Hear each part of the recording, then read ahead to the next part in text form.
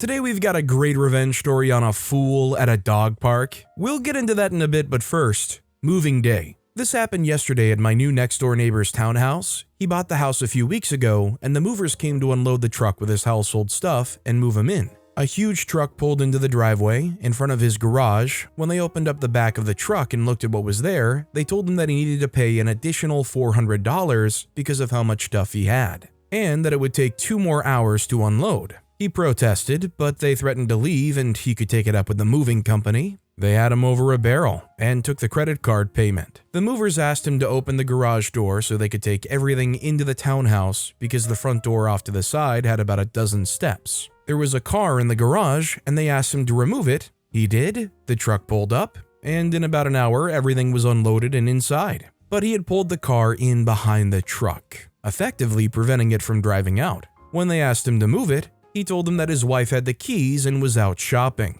She would be back in a couple hours, since they had told him and her that they needed a couple extra hours to unload. When they pushed back, he told them that he was paying for 2 more hours of their time, so it really didn't matter. She walked out the front door 2 hours later and moved her car so they could drive out and leave. I love this revenge. If they're gonna try to be predatory like that, and they really did have them over a barrel and they had to just go with it and take the credit card payment and whatnot, at least they got some kind of revenge against them. Grumble, grumble, we couldn't screw this guy over and go home 2 hours early. Ditzy Davros wrote, I would have said if you want me to move my car, that'll be $400. Also, hi, I'm Steven, and if you guys enjoy awesome stories of revenge, it would be amazing if you left a like or left a review if you're listening to my podcast. That said, our next story is Little Brother Learns. 90s memory. I, female, got a little baby brother when I was 3. Let's call him Kurt. Older brother 6. Let's call him Grant. So, middle child, only girl. I was mega small for a kid, and Kurt was the most gigantic baby that may have ever existed. I always wanted to hold him, but couldn't obviously hold him safely, and my mom would put me on the couch with pillows and stuff to support baby Kurt so it would be safe, and I loved him so much. We grew up a bit, and Grant and I would roughhouse. We super loved WWF wrestling and had a giant trampoline, so we'd get a little wild, but Grant never intentionally hurt me. He'd flip me around and pick me up into the air while we were wrestling and do the moves like from the TV, pile drivers, choke slams, but I was so small and he was so big, he could just kind of do a pretend version, like the wrestlers do, never actually hurt me. I'd grab his arm while he choke slammed me and he'd have one on my back to lift me up. He'd have a hold on me from the shoulders while he pile drived me, and obviously I'd stop before like my neck snapped or anything. He'd catch me and it would be okay. I kind of went all out on Grant, but he was so much bigger than me it never really mattered to him. I could hit him as hard as I possibly could and it was just nothing to him, so I learned to do chokeholds and that's a whole different story. I'd always let him up when he tapped though, like just trying to win the match. No malice, no aggression. Kurt, as he got a little older and maybe watched me and Grant physically going at each other, I guess he decided he wanted in, but he was so mean. Through his kind of baby toddler years, Kurt was real close to my size still. Me and Grant would be playing, albeit a little violently, and Kurt would come in and just start hitting and kicking and trying to hurt. Like, no idea of the rules to not really inflict pain. I would get hurt and upset and run, as I'm sure we've all done as children, with a generally rational mom with siblings and be like, Mom, Kurt hit me. I'd get, oh, well, he's a baby. He doesn't know. Be nice. So many times. I'd have little bruises, but nah. Kurt's a baby. He doesn't know any better. To be fair to my mom, she did like sit him down and talk to him about it and everything. So it's not like she ignored it. When I was maybe 7, so Kurt was about 4, he did the same aggressive thing, basically just attacked me physically when Grant and I were having normal roughhousing sessions, and it hurt, and I went, probably crying, to my mom, and I finally hear the magic words, well, he's old enough, he's gotta learn, hit him back. I stormed my way back outside and socked him right on the arm as hard as I could. I yelled, don't hit me. I had practiced my punch so many times on Grant's beefy arm, and my itty-bitty fist of fury was nothing to him, but for Kurt, oh, he felt it. He cried and ran inside and was yelling he was going to tell Mom. I was like, yeah, go tell Mom. She's gonna tell you you started it. and then he mostly stopped hitting us with mean-spirited intentions. Mostly. He would kind of freak out sometimes, but it was mostly an accident if anyone actually got hurt. So that's when my little brother got included officially into the sibling WWF events on the trampoline. He did still flail and accidentally hurt us, but stopped intentionally hurting us because we were allowed to send it right back. Everyone's gotta learn somehow. Sometimes I get sucked into watching a little WWE stuff for fun. In WWE wrestling, what OP's describing, where you actually do get hit and hurt, and you give one right back to them because they were being negligent or aggressive, it's called a receipt. Giving somebody a receipt means they did something to you and you're giving it right back to them. It's a part of the process of learning how to sell these wrestling moves a bit more safely for both sides. Somber Shark wrote, "Your story brings back memories. My brother, an older cousin, male, and I were into the WWF when we were younger. Mostly those two would also mimic some of the movies. I was always the one getting put into chokeholds and the like. Like with Grant and you, it was never done maliciously. We even grabbed a tape camcorder to record a televised wrestling match one time. We even got the sisters of my cousin to act as announcers and ref for it." Our next story is, "First chair yells at me for missing a performance. Make him look like a total tool before the full room. I, 23-year-old female, recently graduated this past weekend, and my parents came to my city to have dinner with me. When we were talking at dinner, my mom reminded me of a kid I used to attend high school with. I honestly didn't remember this story until she said his name, but I think it was a pretty satisfying moment in my young life.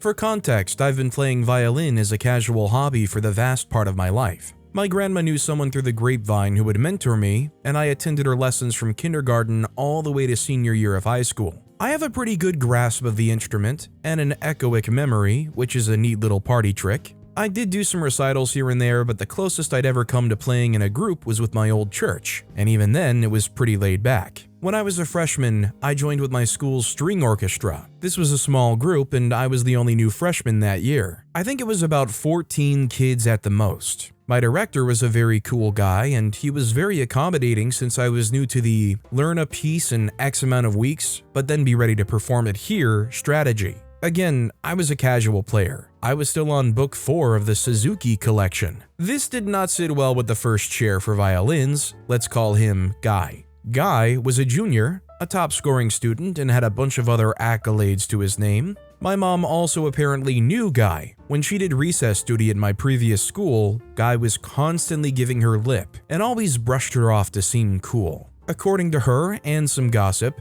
he was one of those instant gratification only child types. The kids who are spoiled rotten by their parents so they never have to wait. My mom did not like his spoiled brattiness, and when she heard he was the first chair of my orchestra, she was already getting some "oh god" sort of vibes from him, but said nothing to not make me worry.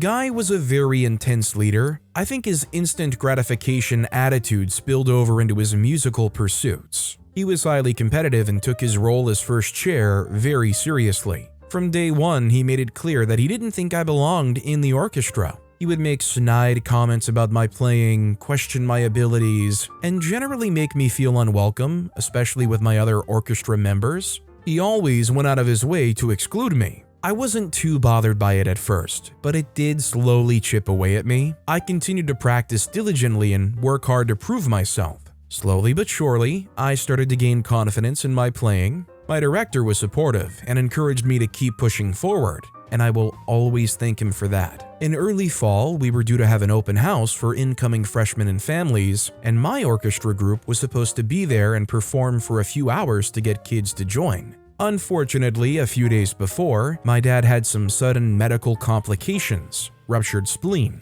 Because it was so sudden and out of nowhere, I didn't have time to really tell my director that I wouldn't be able to make it due to the family emergency. The open house was on Sunday, and my director called my house that very Sunday to try and figure out where I was. Admittedly, I panicked when the director called. It totally slipped my mind. I think I said something like, "Sir, I apologize for all this, but my dad's in the hospital. He's having surgery and it's been serious and complicated and I just don't know what's gonna happen. I apologize for not giving you a proper heads up, but it's just been a haze all weekend." Try to remain cool and calm even though I was mentally freaking the heck out. Thankfully, my director was very understanding and even talked to me and my mom to make sure we were doing okay. He said that it was no big deal that I was missing out, since this was a smaller event, and I should focus more on my own mental health more than anything. It was nice to have such an understanding guy. I don't think he told any of the other members out of respect for my privacy, but Guy was frankly ticked about the whole situation.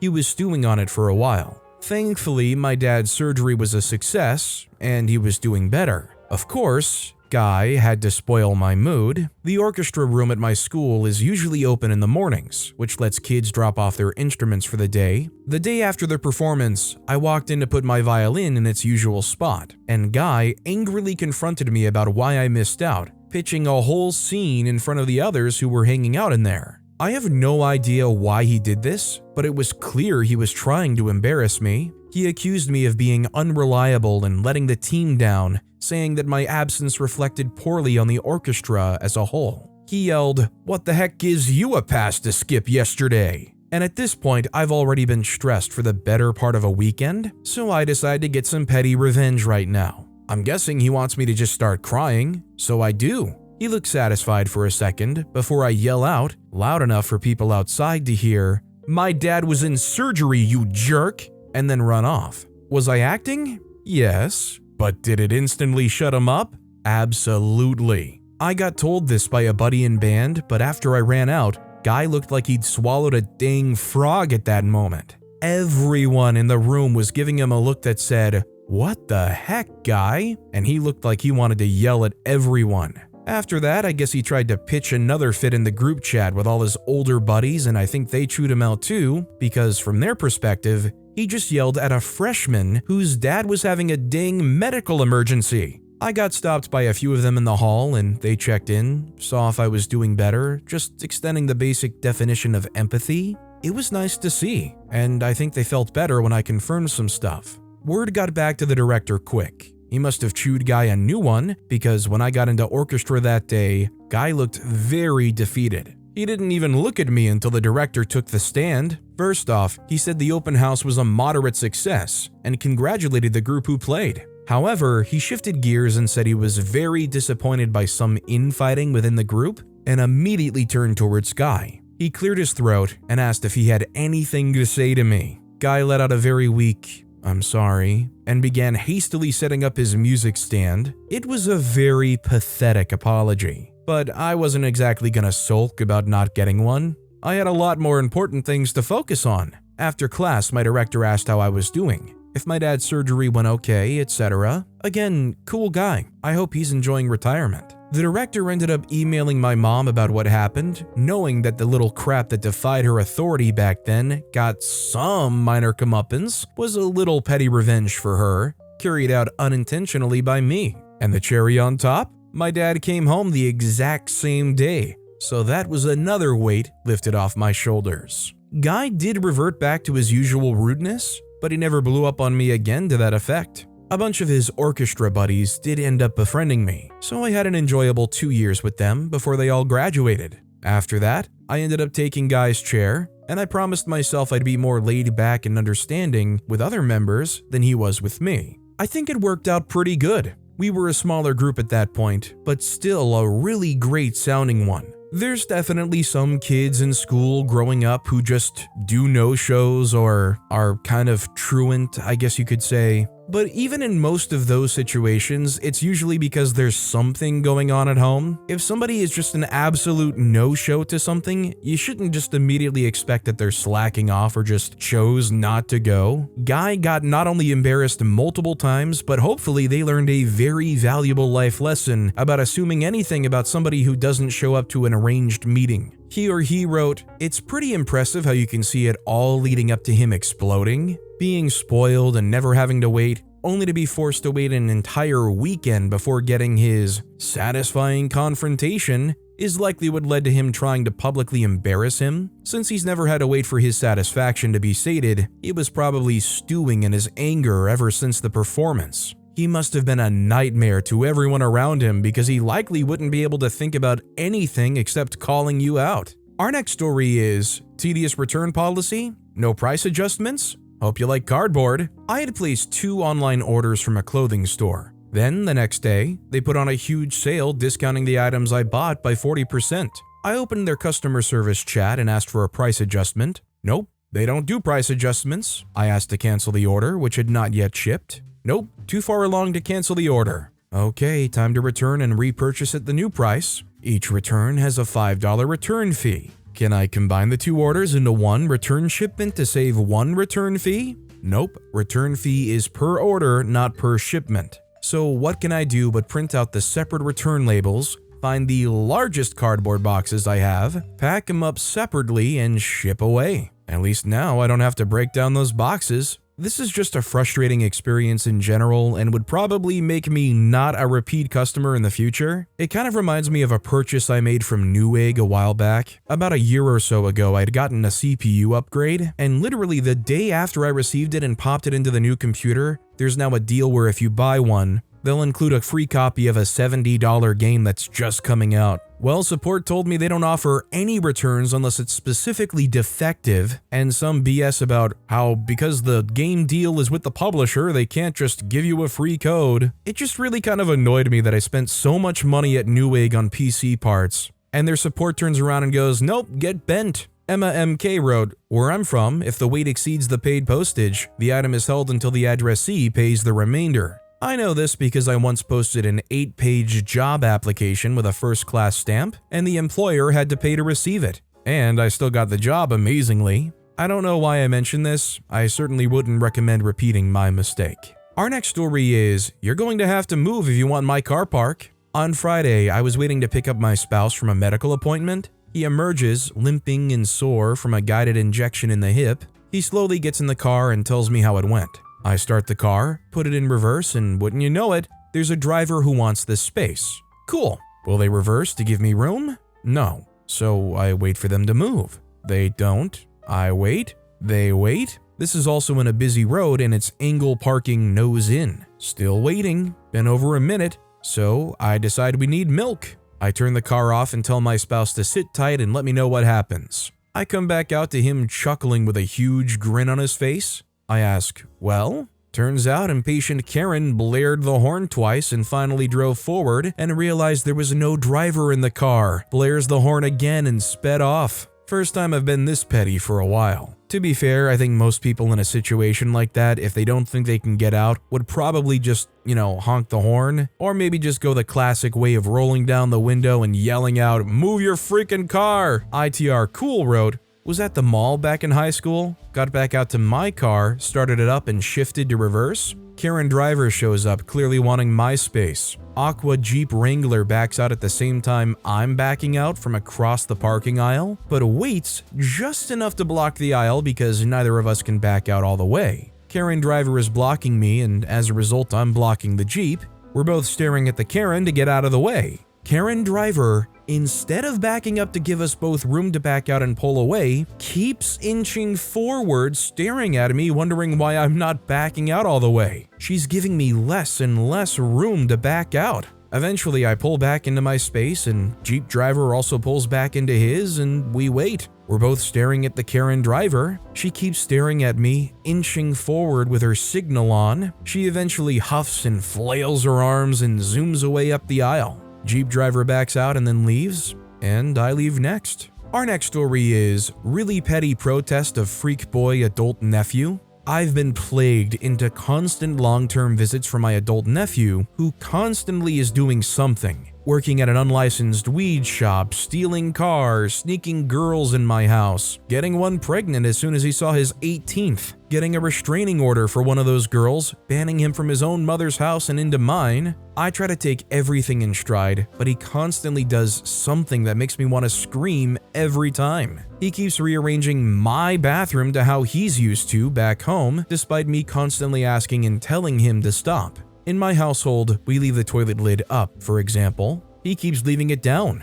I nearly went all over the toilet and floor every night because I'm used to stumbling out of bed to relieve myself, half-consciously. Then he does this weirdest freak thing where he moves the toilet paper far out of arm reach of the toilet. So you then go to reach where a normal person would keep the toilet paper, just for it to be placed far out of the way. Today, I had it. I'm hiding the toilet paper and plan to keep doing it as long as he remains here. Perhaps a few instances of going and realizing he has nothing to wipe with will make him more respectful of other people's house rules. I completely get upset about him rearranging everything in the bathroom, moving the toilet paper out of reach. But can we all agree that if you have multiple people staying in the same house, and one insists on leaving the toilet seat down, that you should be the one adjusting to accepting that rather than the unhygienic up? That was the only thing I disagreed with OP on here. OP on, no pun intended. 7 rusty swords and a cake wrote, okay, the toilet seat one is a hygiene thing.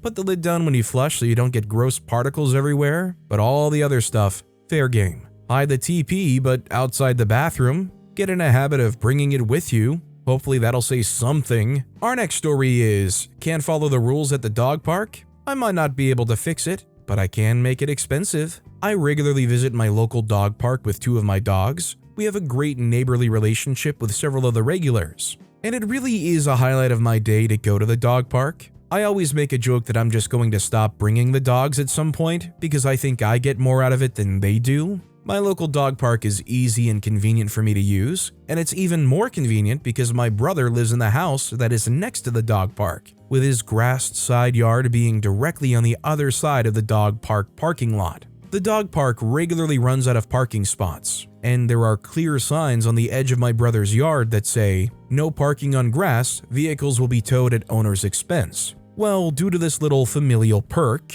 I have taken to just parking on his grass, because my brother said I'm more than welcome to, and it keeps a spot open for others who may need it. This will be important later. So, about 2 months ago, somebody new decided to begin using the dog park with their 2 chihuahuas, and they immediately broke 2 rules. First, they didn't leash in the area that is leashes only. Second, they brought their chihuahuas into the big dog area. I politely told this lady that she needed to take her chihuahuas out because they were snapping at several dogs, including my hound dog, who is not real smart. So my hound dog wasn't getting the message, and the chihuahuas were getting really aggressive to the point that one of them tried to bite my dog. She responded by telling me to freak off. I left and went over to my brother's house and made sure my dog was okay. He was. This continued for several weeks. Her dogs in the big dog area, without leashes from the car to the gated area, but I was a little upset that even after calling the county, no one was holding this woman accountable to the rules. Finally, I decided to just change my schedule. So I staggered my time of going to the dog park, and I started getting there so I could leave when Chihuahua Lady arrived. She came at the same time every day.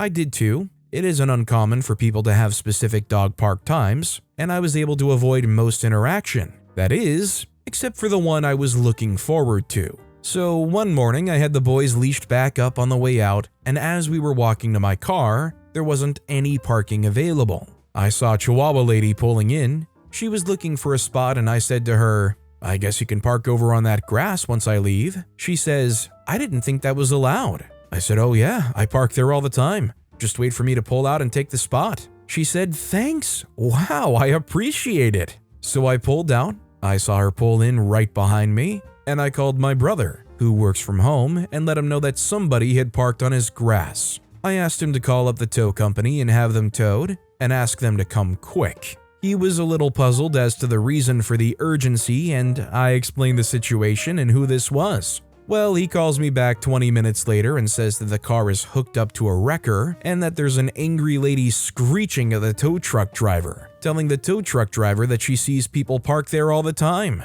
At this point, my brother went outside and explained that the only car that is ever there is his brother's, and that his brother is the only one allowed to park there, and that he saw her pull in this morning when his brother left directly behind him. The lady continued to scream and the tow truck driver said, "If you pay the unhook fee of $300 and the owner agrees to it, you can just move your car." Well, my brother was a nice guy and figured my plan had gone far enough, so he agreed. The lady had to shell out $300 right there in front of him, and the tow truck driver unhooked her and took off. She looked at my brother and said, "Your brother is a jerk," got her dogs in her car, and drove off. And even though that lady still won't change her ways, at least I got to feel a little bit better about the situation. I don't know if I would have it in me to do exactly what OP did. I think I would just get in the car and leave, and maybe call the brother and tell them to watch out for this lady, because Lord knows somebody like that who doesn't care probably would take their chances even without OP telling her. I'm honestly afraid for her little chihuahua snappers in the big dog area, because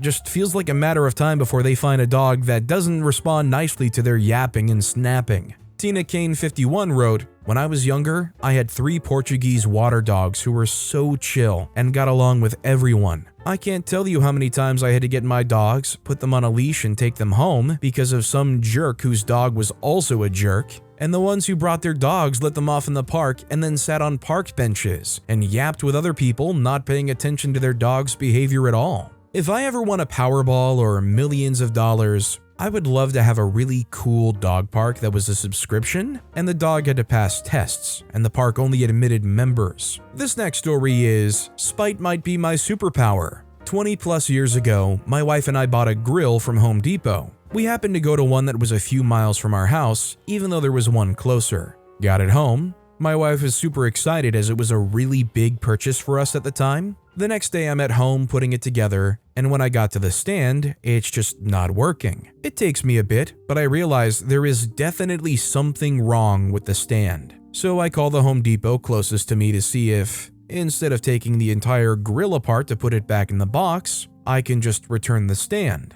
I'm put on hold for a long time. So long, I call from her cell and ask if they're aware they have had someone waiting on hold for X amount of time. I want to say 30 minutes, but not sure. They transfer me to someone in outdoors. I explain the situation and ask if I can just swap out the stand. He tells me no. Keep in mind I still have the receipt and just bought this less than 24 hours earlier from another Home Depot. I nicely ask to speak to a manager because I realize he probably doesn't have the authority to say yes. Not his fault. Manager gets on the phone and I explain everything, including the wait on hold. Nope, I have to bring in the entire grill. At this point I'm upset, mostly because my wife is crying. I don't know why, and 20 plus years later I still don't know why she was crying over this, but she did. This I don't take lightly. So I tell the manager, okay, if that's what I need to do, I will. However, I am an electrician and I am self-employed. I buy most of my materials at Home Depot. I'm small, so it's probably around $100,000 a year in sales. Drop in the bucket for Home Depot. And I don't make empty promises, so I'm not going to tell him that I won't ever shop there again. But I do promise you that I won't spend a dime there for at least a year. He says that he's sorry and wishes there was something he could do to change my mind. I remind him that there is. Just swap out the stand. He still says no. Okay, we're done. Promise kept. I not only didn't spend a dime there for a year, it lasted over 15 years. And in the last 5+ years, I've only shopped there a handful of times. However, I would go in there anytime I needed to return items. And when I would do returns, it would be a bunch of miscellaneous items and usually be $500 to $1,000. I do this for 2 reasons. First, most stores, when they get returns, they are counted as negative sales regardless of where they're bought. So not only did they not get the sales credit for the things I bought, they got negative sales for the things I returned. The second reason was to fill out the survey on the receipt. I would never ding the cashier who helped me do the returns and would often praise them, but I would always put in the comments my experience with the grill and the manager